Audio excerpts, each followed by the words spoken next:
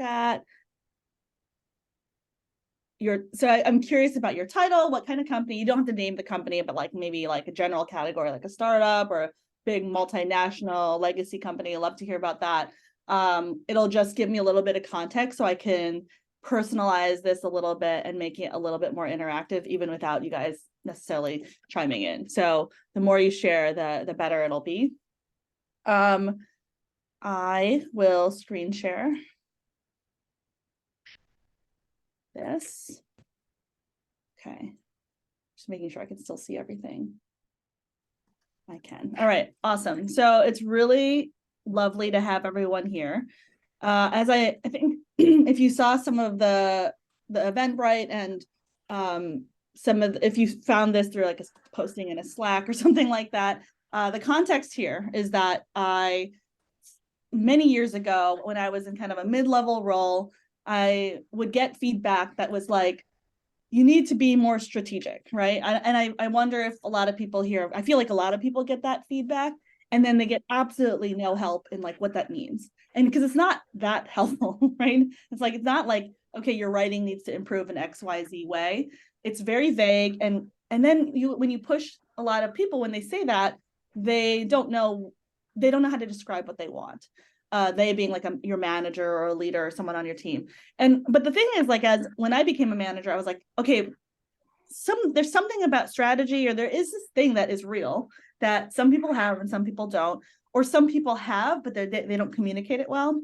And so as a manager, I really took it on myself to try to codify this idea and make it usable and then actually help the people who work for me and know that like, I got you're not strategic enough feedback, and then I became a chief strategy officer. So clearly, like there was a disconnect between what I was thinking in my brain and what was coming out in the world, and so I really tried to make this tangible for everybody else. So this is the results of all that thinking and trying to help my people on my team who are inherently strategic, but it wasn't coming out, it wasn't getting out there in the world, and so that what people were perceiving and what was going on in like their brains is just like wasn't the same thing. So really focus on how to make it work for people, right? So you're seeing maybe a tiny preview, maybe like of the thinking here, and because we don't have like a lot of time, but a lot of this content is also in some of the other materials I have, and so please contact Madeline, or I think there'll be links posted to learn more. Okay, so here I'm talking about vision and strategy. Speaking again, what does be more strategic feedback even mean? So here, I think if I could summarize the whole thing in like one sentence about what most people do and they think they're being strategic, and it's very frustrating because they're like, I know what needs to be done, but no one is understanding me, is that I used to believe being strategic is about making all the right decisions and having a great plan. And so if it's like, I had like a very strong belief, like, okay, this is what we should do, and here's why. I'm deep in the weeds of this. I know what I'm talking about. I spend all my time thinking about this particular problem, and this is what we should do. And why can't everyone see that? And I always felt like I was like 4 steps ahead about everyone, unusually the thing, I was focused on. And everyone was like not following, and also saying like, oh, you're too, I don't know what's going on, but you're not strategic enough, right? And so there was an idea in my head that having the right decisions was the same thing as being strategic. And so what I would do is like being like, okay, I just have to show them how right I am. The more I can show the rightness of the decisions and what I want to do, the more they're going to understand me as being strategic. And what I realized later on when I look back, it's that being right and being strategic, or seeming strategic is maybe a better phrase, are absolutely not the same thing. And I was like, but what is the difference, right? So this is here's what I started to realize is that strategy or being seen as strategic is really not just about great decision making and being right. It's about a bunch of other things: getting people excited about the problem, getting people excited about your solution to the problem, and connecting your decisions and your plan to the bigger picture. So when you do this, suddenly people are like, not only do they think that you're correct, because they actually might have believed you were correct, right? but they now understand it in the larger context. And that is what people often mean by being strategic. So we're going to dig into this, and what I want to do with this time we have together is show you what this looks like in a couple examples. And then from there, I would love to hear your feedback. Maybe we can, if we have time, like, and people are brave in this room, we can workshop it on a very specific problem someone might be having. But once again, use the chat to interrupt, because I would love to, I like answering questions in real time. I know this is a big group, so it might be hard, but like, feel free to do that if you're feeling bold today. So going back, I said, okay, I thought the plan and the decisions, that was strategic.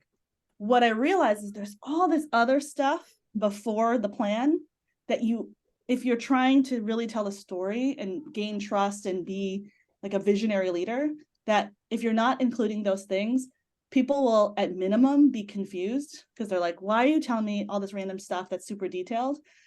But also they're not going to understand that you understand the bigger picture, right? That's what people mean. I think that's what people ultimately mean when they say you're not strategic enough, is that you're not showing them that you're showing them the rightness of your opinions, but you're not showing them that you understand all like the cushion around it that makes it make sense and makes it emotionally interesting. Okay. So I've tried to break this down, and it's like extremely reductive and doesn't like necessarily, it's a framework that's hopefully works for as many situations as possible. But what I've basically discovered is that if you want to seem strategic and you want your amazing decisions and opinions to really stand out, what you need to do is surround them in a definition of a problem, a big problem, and a bold vision. 1, 2, really tell the story about something, the reason why you're doing the thing, the obstacle. So it's separate from the problem, which is interesting, but you'll see the difference in a second. And then be able to say, here's why the solution I'm proposing is opinionated and different from all the others. And then third is like really surround that with a lot of data and testimonials. So we're going to spend a bunch of time on the first two, not so much time on the data and testimonials, because I don't think we'll have time. But there's definitely, I have different materials for that we can talk about at a different stage. And then I'm going to show you how all of that, when paired with a plan and awesome decisions, is a bigger picture around strategy. So what is an opinionated strategy? Does it mean the strategy should be unique and original? Basically, yes. But you will see what it means, because it goes hand in hand with the hidden obstacle. And these are my terms, right? Like there's no like, this isn't something I've pulled from others. It's not like radical candor, which is out there. I'm using these terms because I think people don't describe what this looks like well. And so I'm trying to introduce like concepts that are kind of new in this world of strategy. Okay, so we'll get to that, Stephen, in a second. And once again, I think the examples that I have will really help elucidate what I mean. So the first part here of making it more colorful and interesting is this. There's really like, and it's very important to set up your plan and your decisions in the really, really big picture. So a problem and a vision. So the problem in this like stylized version is like, you're stuck in a desert, no fun, no food, no water. It's pretty miserable. And the vision is like the beach out in the world, the beautiful beach with the coconuts and the swift breeze and whatnot. And so it's actually quite important to invest in telling the story about the larger problem and the larger vision, even if what you're working on. I saw a lot of like senior managers or managers, like I think when you're in the middle management layer, it can feel like, well, I'm not like saving the world in my director level role in marketing or whatever. But like even in those roles, there is a bigger problem and a bigger vision that you're likely working toward. The problem, and I'll get, once again, the examples will help this make a lot of sense, when described well, should really be painful for the reader to read. And it should be like, oh, that's bad, we should really fix that. Like that's the takeaway that a reader should have when they listen to, or like the viewer should understand about the problem. And on the flip side, I think it's worth it to invest in what the absence of that problem would look and feel like. It should be bold and big. And honestly, for a lot of people with perfectionist tendencies, will have a hard time going this big and bold because they'll feel like it's out of their lane, but it's actually quite important. And once again, it's how you will start to gain that strategic label. I think big and bold has like both a storytelling component and also a measurable one. So here are two examples. So I'm going to give you two examples that are going to follow us through the seminar. So Civic News Company is a place I worked at previously. This is where I was chief strategy officer. So this is a problem and a vision that is at the organizational level. So this was like exec level. So if you're like want to start up something, this is the kind of way you should think about it. And I also have an example of like, I'm an HR person on a team within a team, and I have a more specific problem. I'm going to go through both. So in this bigger one where you're at the organizational level, you know, we had always defined our strategy in the concept of like digital disruption broadly. Like the internet changed how journalism would work. So Civic News Company is a nonprofit news organization using philanthropy as a revenue model to bring local news to communities, underserved communities, right? And our problem statement is big. It's like, it's about the internet coming and like breaking everything, and especially breaking the information flow for local communities. Okay, so like really like, it's not like, oh, like this one person is having a problem. It's like communities are having a problem and democracy is broken, like very grand. And what we want to see is to restore the community conversation as much as possible. And then we have a numerical version, which is about like a geographic expansion that we were really keen on. So this is pretty aggressive plan for a nonprofit, right? So you can see one is like, there's a narrative version, numerical version, but also the bigness of the problem statement. In the HR scenario, so now I'm imagining someone maybe in a director or senior manager level role, let's say inside a bigger company or like a large startup. So once again, I think this format works both at the organizational level and a team level. But here, what I'm saying is that, say, you know, you're the HR person and you've been tasked with a new interview process. So I think a typical way to approach this that will get you this be more strategic label is be like, okay, here's the plan. We're gonna, instead of this process, we're gonna do that process. On this, we're gonna launch it on this date. We're gonna involve these 20 people, and this is how we're gonna do it. And they'll be like, everyone's like, I don't get it. This is too tactical. What's going on? What you need to do in a scenario like this, and you know, try to imagine it in whatever role you're in, because a lot of you aren't really in HR necessarily, but what you're trying to do is saying, okay, what is the point of a new interviewing process? So what you'll see here is the problem statement is way outside the interview little narrow part. It's really about growth. I'm saying if without revamping the interview process, the whole company can't grow. So the problem statement here isn't we have a shitty interview process. The problem here is because of this problem, we cannot reach our full potential as a company. And so once again, if you think about like a senior manager in a role like this, what I'm asking you to do, or what I'm saying you should be doing to get that strategic label, is like go outside the bounds of your role and really think about the larger problem that the company is trying to solve with this project. Because once again, it's not you have a bad interview process. The problem is that it is having a downstream effects across the whole company. Okay, so then if you've stated the problem quite large, now you look at, okay, then what are we really trying to solve for? So in this hypothetical example, the interview system gets you on a path to IPO. Like, once again, you're like, why am I talking about IPO when I'm doing a project about the interview process? But like, that is actually what you're doing, right? And so once again, if you want to be seen as strategic, you really need to be investing in understanding what the work you're doing, no matter how middle or low level you believe it to be, it's always connected to something bigger. So what you need to be doing is finding that bigger and drawing the connection between the tactical and what many would call the strategic. Separately, look at the numerical part of the vision. Here we're talking about really aggressive numerical goals around hiring quality as well as like an experience that people should have. And so you can see the connection. Like if people, I mean, we all use Glassdoor. So if you're able to seed the Glassdoor narrative with something very positive because you've built out a better interview process, it once again will support the overall growth story.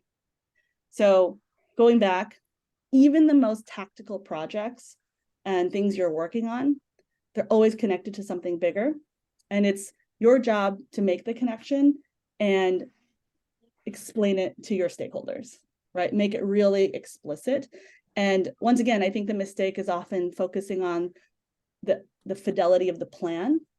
But I would say that you want to spend as much time on this problem and vision and then we're going to get to the strategy part, as you do on the plan itself. It's a lot more work, but this is what it takes, right, to get to the next level. Okay, so in the course, I have this concept of goblins. They're mindset goblins that hold people back from, getting to that next level.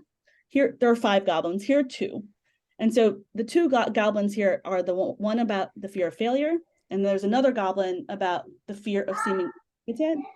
And I really believe that these 2 goblins are the reason why it can be so hard to invest your energy and your identity into a bold vision, because going there means going to ambiguous places, right? So the reason we type A, high achieving perfectionist people, we love to focus on the plan, is because that's actually something we can kind of control.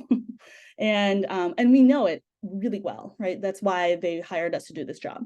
But going up into the vision where we don't really have a lot of experience, or we're not in that meeting every day, is very scary. Visions are scary because you're really speaking about a world that you don't really have control over, whether you can get that outcome or not. But once again, you need to articulate it, or else no one cares. It's not exciting without it. And remember, the people who are evaluating you in your strategic thinking, they are thinking about growth. They are thinking about IPO.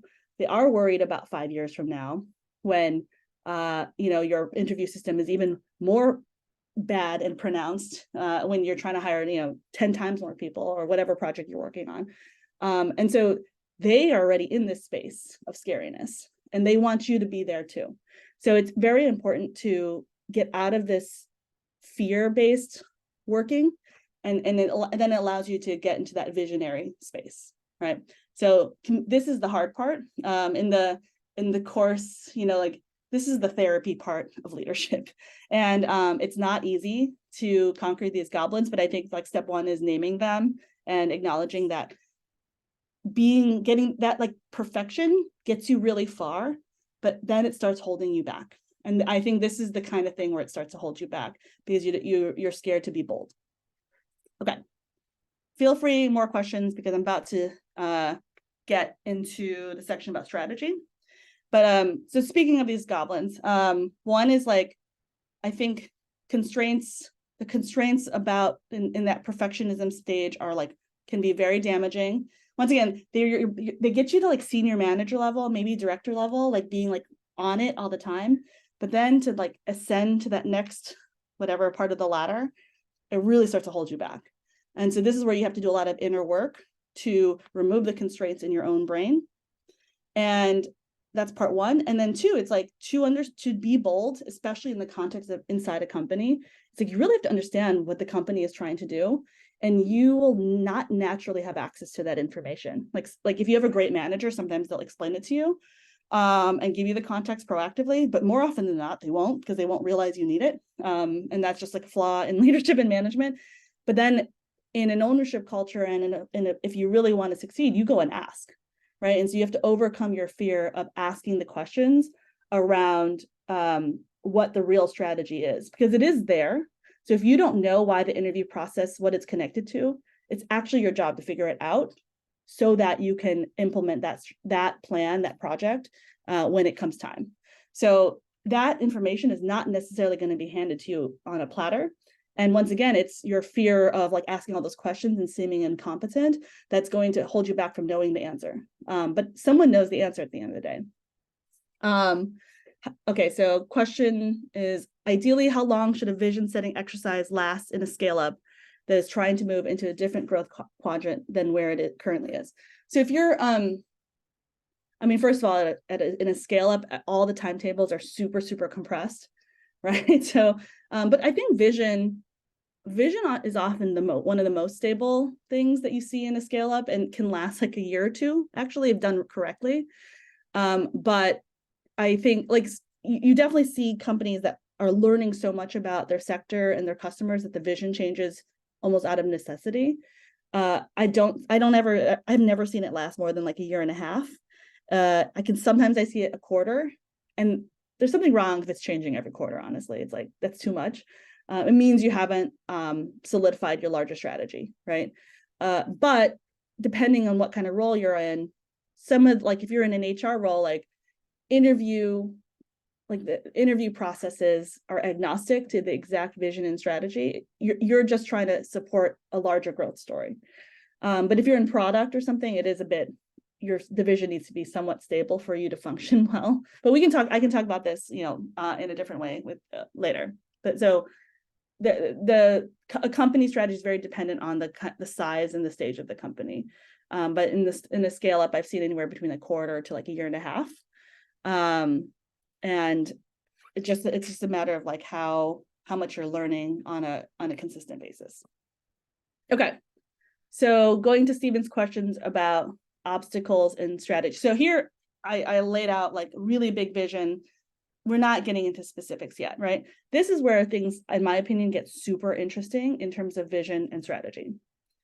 So what is an obstacle and why is it different from a problem? And what is a strategy and how is it different from a vision, right? So like, this is the thing that trips a lot of people up because I think there really are different things here. So the problem is just like, this is the thing that really sucks. And like, the world shouldn't be like this, right? That's the problem. An obstacle is like the specific reason that problem exists. And actually, in reality, there are probably a lot of reasons any given problem exists, both in the world. So why is local news in danger? Or, why is it so hard to hire people? Like there are all sorts of reasons, but actually a very good strategy really tries to tell the story about why one obstacle is the most important obstacle, and hence why one strategy is the best one to address that specific obstacle. So here, in this like stylized example, I'm saying the obstacle between the desert and the beach is like some mountain range in the middle. So basically we're talking about like the West Coast of America, apparently. But and then I'm saying like, but you could have approached this problem many different ways. So in this like example, like maybe the strategy is like a cross mountain bike ride, and you just need to make the best bike ever. Maybe it's a hot air balloon, and then this weird telephone booth is a teleportation device. But like the point here is that you're trying to craft an idea of like what's the best way to overcome this obstacle. And the best way to pick your strategy is to define this obstacle in as specific and interesting way as possible. So maybe the bike is the best way because you actually have like pretty good trails, right? But if there are no trails, maybe the only way to do it is a hot air balloon. So there's something very specific about the obstacle that you need to understand and explain. And then it makes whatever path you choose for your strategy make total sense. Okay, so let's move away from this ridiculous example of a mountain, which is like has nothing to do with anyone's work, and move to the two examples we already have, both the big company and the project-based one. So, okay, so one is I have found that a very good obstacle to describe in the strategy is one that is, there's something about history, like something has changed, the internet has changed things. Amazon as a entity has changed the way we shop, and hence like we need our solution to deal with that change. And then the strategy is like, and because of that quirk in history, this specific approach is the one we must do, right? And so you're playing these two concepts against each other. Okay. This is going to be the organizational one, and then I'm going to go into this HR example for obstacle and strategy. So in this world, the obstacle we identified for Civic News Company was that the old way of local news, so if you're a US based, like you probably have like a hometown newspaper that you read. What we realized is that newspaper used to organize the news by region, and then you could find all the different topics in one newspaper. And so it was like very organized by region, right? But then when the internet came, it just like broke that model up, and now no one ever wants to read their hometown newspaper, because you don't need to find the movie listings in your newspaper anymore. You go to Google now for that, right? So all the little parts got broken up, and so there was nothing profitable left in the regular newspaper. So because we've defined that as the problem, the internet breaking up that bundle, what we're saying in the new opinionated strategy is that we should organize newsrooms by topic now and not by region. So you can see our point of view of how to run our company is in direct connection with how we think everything fell apart. So non-obvious obstacle, internet broke up the regional bundle. The new bundle is organized by topic and not region. But you kind of had to say that two things in the same sentence or the same paragraph, right? So that's the version here. And this is what I mean by opinionated. Going back, Stephen, it's like, in the news industry, for instance, there's a lot of people who are just copying the regional way and doing it digitally. So that's their strategy. Say, we'll still do it like a newspaper, but we're doing it digitally, and that's what makes it special. What we did at Civic News Company is like, no, digital's not special enough. You actually have to flip the organizing principle of news. So I thought that was a more opinionated, more unique, more original way to think about the problem. So the more different and like it is from everybody else, the more it's going to stand out and the more it's going to be seen as strategic. Same with this internal problem, right? So now we're scaling down to maybe a larger company and the specific project within a company. So here, this is a made up example, but this is probably pretty common. So the problem with our interview process is historically, the process that we have emerged just like organically. We just made it up as we went along. No one's ever been trained. No one, there's no quality control, right? And because of that, no one trusts each other in the interview process. So we just have this incredibly convoluted process where like 20 people interview every candidate, and it's just the worst for the candidate. It's wasting everybody's time, and you're not even getting good people, right? But what we're saying is it's because we never really spent any time thinking about it, and we just piled more people in to solve the problem. So because I've identified that as the non-obvious obstacle or the hidden obstacle, the opinionated strategy is actually there are a couple people who are great at interviewing, and we're going to have them interview everybody else, and everyone else is just going to have to be comfortable with that. Now, like that in some companies would be extremely controversial, right? Like extremely uncomfortable being like, I don't trust, Bob over there to interview everyone for me. Like, I want to be part of the process. But what this person is saying in this strategy is like, nope, we're not doing that.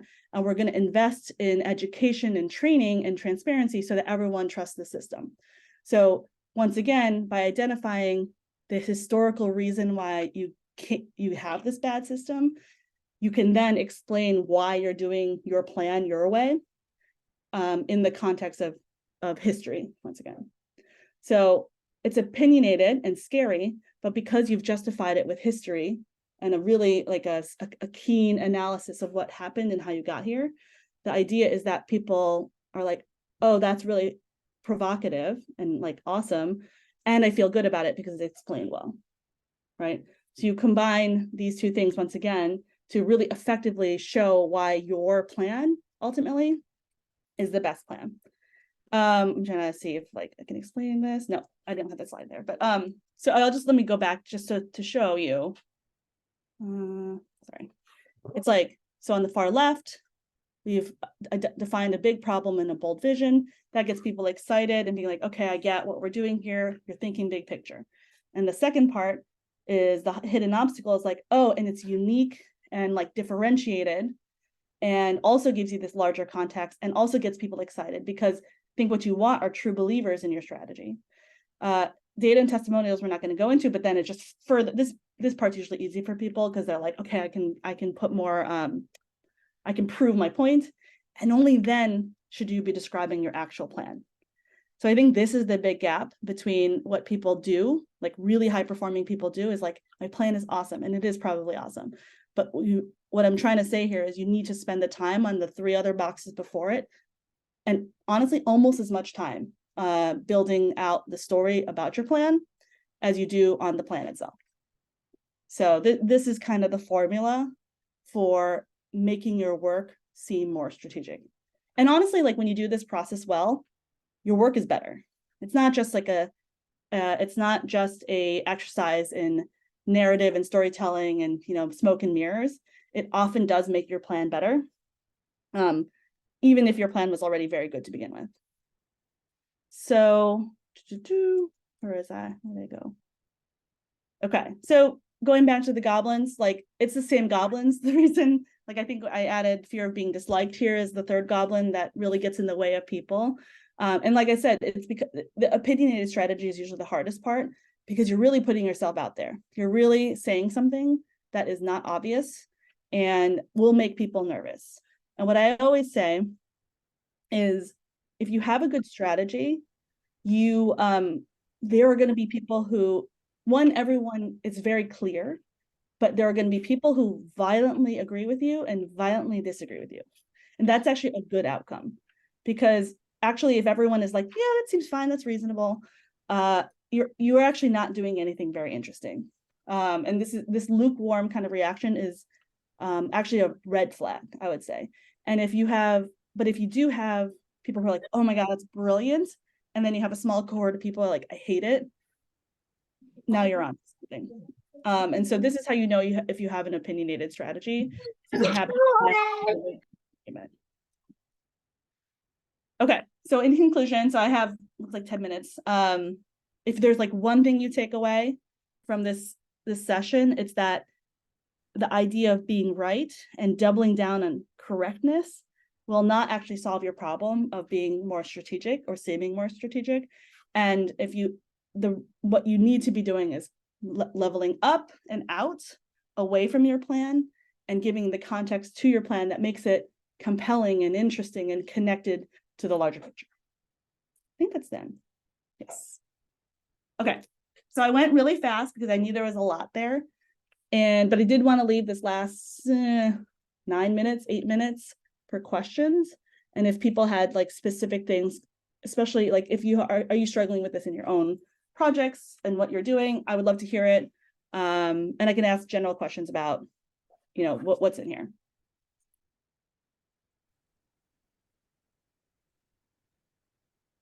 Thank you, Alison. Stephen, did you have a question?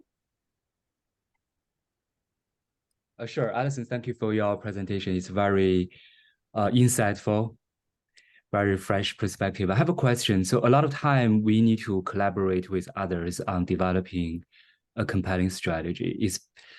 Before everything has been identified as you lay out. What is your experience or suggestion engaging right people to work on a strategy together? Yeah. And are you talking about peers? I mean, the question is, like, you should be working with a lot of different people in different levels, but are you mostly thinking about your peers, or are you thinking about your, you know, more senior stakeholders? I would say stakeholders and senior leaders. Yeah, great. Okay, so the one is I have this belief that you need to be including them at the very beginning. And there is, in the course, I do talk about this in a different way, which is some of the best ways to be persuasive as well as strategic is to include people along the way, even when you don't know what you're doing yet, right? And to really structure the process of doing a project at all as a learning journey for yourself, and then including people into that journey every step of the way, all the way till the end. And there are two real great benefits to this. One is it actually makes the thing better because you're getting perspectives at all levels as you form your opinion about what, like in this example, what the problem is, what the obstacle is, what the strategy is. And two, when you get to the point, I think like we have this idea that like, I'm going to make this perfect presentation. I'm going to do my TED talk in 2 months to the stakeholders, and they're going to be wowed and like, we're going to green light the thing, right? But in reality, that's not how work actually works, right? It's like much more incremental. You start off in a weird place where your assumptions were like half right, half wrong. You talk to 10 people. Now you're like 80% right, 20% wrong. And then like your plan gets better because you're talking to people. And then those people are bought in because they actually feel like they contributed to the evolution of the idea and the strategy. So I think in the kind, you know, and some of this is cultural. Sometimes like people don't have time for this or they don't want to participate, and that can be really hard. But more often than not, people are happy to participate as long as you set it up so that you're engaging their time well, especially the people higher up from you, right? They don't have time necessarily to like brainstorm random stuff with you. But if you have targeted questions and really need to understand the strategy, if you work in a place that's functional, they will want to participate in that, right? So I would say early is good. But the more higher up that person you're working with is, the more you have to be very structured about how you're using their time, or else they're just going to be annoyed. But you should absolutely do it, especially if they want to participate. And most do, you know, like, if they really don't want to like work with you and you're like working on something important, like it's probably a bad place to work. Or something which is not important. Yeah. So Or you're this is not. yeah, this is a follow-up question. Just yeah, so as you mentioned, especially at the early stage, maybe we don't really know what the problem or strategy is. How can we, like you said, have this structured discussion where we all can show our competence and also instill some confidence, right, to the leaders and stakeholders? Yeah. So, okay, this is related to Depayan, and I apologize if I'm pronouncing that incorrectly, but your question about what are some tips and tactics to get meaningful input. So I think one is, I think a lot of organizations do have an implicit strategy and vision, but haven't invested in like communicating it. Even sometimes like the leaders like to themselves very well, but they kind of have one in their head. And one is, I think that asking those questions and getting there and asking, and the best best version of this type of question I've seen is a hypothetical one. So like, would you rather be the best at X or the best at Y, right? Or do you want to be known as the leader in, or I'll give an example. I worked with an agency, and it was like a design agency. And I asked this question. I said, is it more important to you to hit 5 million revenue, but you have all boring healthcare clients? Sorry if you work in healthcare, but you have all like very boring clients. None of them are very sexy. Or would you rather be a $2 million company, but you got written up in Ad Age, and you know you're known for doing that sexy campaign around, you know, like you got the Casper client, right? And you're now on every New York City subway. Like, would you rather make more money but be boring, or would you rather make less money but be interesting? And then they always have the answer to this question. They know the answer to these questions. And so when you ask these hypotheticals and pair different like extremes, they almost always know what they want. And then from those kind of questions, you can back out what they really mean by their vision and their strategy. So in the HR example, you might have asked a question that's like, is it more important that we hire or like, I'm trying to think of a good example, how it's like, you know, oh, okay, so let's say, is it more important that we hire really great people? But in that scenario, what usually happens is they resist the new interview system because they want to feel involved and they want to feel like they're part of the system. But like, so you may piss off the old school people because that's the old way we used to do it. Is it more important to you to keep the old people happy, the legacy people happy, or to bring in new talent that you haven't, this organization hasn't even experienced before? And almost every single leader who's trying to grow will say, no, if the legacy people are upset and they like can't get on board with the new way, then they need to change their attitude or like probably separate. So once again, it's like you pose the hypotheticals and they will answer their own questions. And sometimes they'll surprise you. I've definitely been surprised by these kind of questions. So I think that is a really engaging way, and it shows that it does a couple things, right? It shows that you can think big and see multiple universes. And then they feel involved in like being like, no, but this is the universe, this is the vision we're working toward. So I think that's by far the most effective questioning method I've used with especially senior stakeholders. The junior ones can never answer this question, right? You're at like the mid-level because they don't know themselves. But if you have access to the founder or someone at that VP high level, they should be able to answer these, even if they're not doing a good job articulating it proactively. Thank Hopefully you. that helps. Very helpful.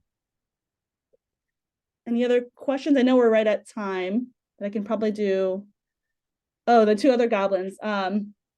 Good question, Stephen. So the other two that are maybe less relevant for this section, one is the arrogance of significance and the arrogance of knowledge. So there's 3 fears and 2 arrogances. So for the arrogant ones, it's like, usually it's people who really feel like they know everything. And so they don't need to have anyone participate in it. So it's very alienating behavior. And I think that comes from people who are very confident in themselves. And they're like, why do I have to deal with all these other people? Stakeholder management is pointless. Like they should just trust me because I've done the research. And then the arrogance of significance. You see this with people who feel they need to be very involved in everything. And so because they're like, if I'm not involved, this thing won't be good. So it also comes from a belief of, it comes from a place of confidence also, I think, a little bit. But then the negative effect of it is like a lot of times micromanagement, you see this. So it's like, if I don't help my team, they will fail and I have to be involved. Or I need to go to every single meeting, because if I don't go to every meeting, something will go awry, and you just like don't trust the people around you to do the thing without you. So it shows up in a lot of the trust building, problem solving. Also, persuasion becomes very difficult when you don't trust anyone around you. So those are the other two. So it's 3 fears and 2 arrogances. Good question. This is my favorite topic, is the goblins. Thank you, Alison. I know Krish has got one final question. I know we're over time as well, but Krish, do you want to ask your question to Alison? Sure, yeah. Hey, Alison. So there can be many different variables to take into account when creating a strategy, such as market analysis, competitive landscape, value proposition, business model, etc. The list just keeps on going. How do you differentiate between a business strategy and a product strategy? Do they share a lot of similarities, sort of like in a Venn diagram? Or does business strategy need to be established first before we can even talk about the product strategy? Yeah. Are you a product manager? Yes, currently. Okay. It's the latter. Business strategy is an umbrella for everything. All the functions are doing things in service of the business strategy. And so, yeah, the one is completely underneath the other. It's not a Venn diagram. So that like there aren't parts, like you don't have a part of the product strategy that isn't part of the business strategy. And actually usually the hardest thing about being a product manager is the business strategy is very unstable. And so you're trying to create a derivative product strategy. And this is true for any function. So I happen to be a product manager, but like if you're trying to build your HR strategy or you're trying to build the sales strategy, that is completely affected by the business strategy. So when that is not well defined, everyone kind of struggles.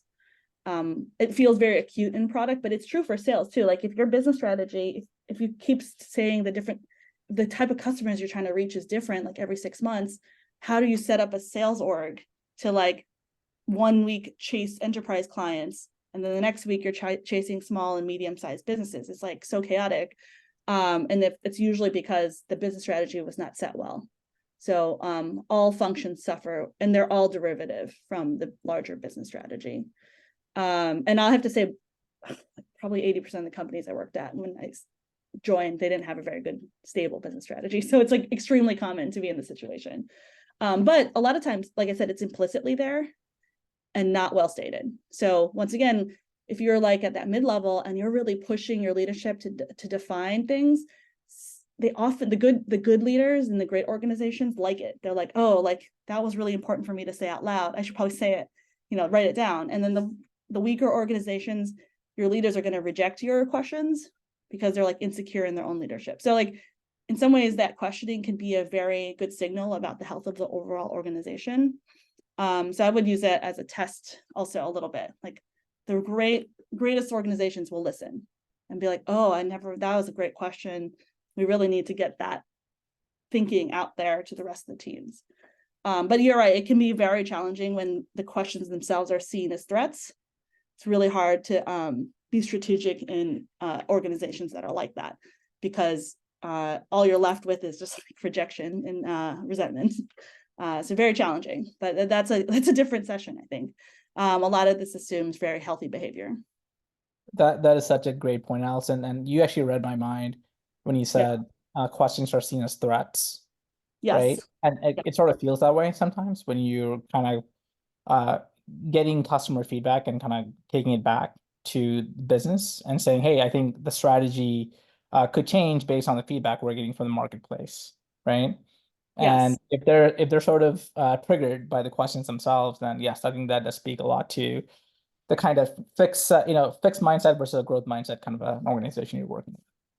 Yeah. So I think there are different ways to try to convey that information that may work better than others, but sometimes they're just not, it's like an organization that's not accepting of it, and that can be an extremely difficult kind of place to work in. And I know the labor market is hard, and it's like very flippant to say like, oh, like just that's not a good place to work.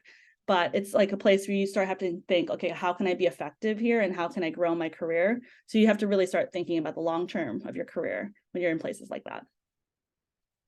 Okay, we're like 5 minutes over now, so I probably can't take any more questions, but I'm going to hand it off to Madeline. Thank you so much for excellent questions and engaging and listening. And I personally, like, if you want to connect with me on LinkedIn, talk one-on-one, that I'm totally open to that. And then also there's a longer version of this, more comprehensive, that Madeline will talk about in a second.